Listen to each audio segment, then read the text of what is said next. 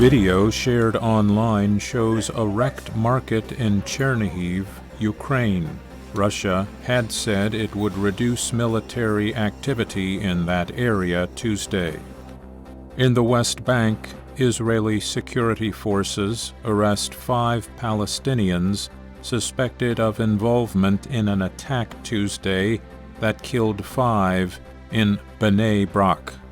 In China, people in Shanghai prepare for virus testing and another COVID-19 lockdown for half the city starting Friday. And the Saudi-led coalition fighting Houthi rebels who control Yemen's capital declares a ceasefire during the Ramadan holiday.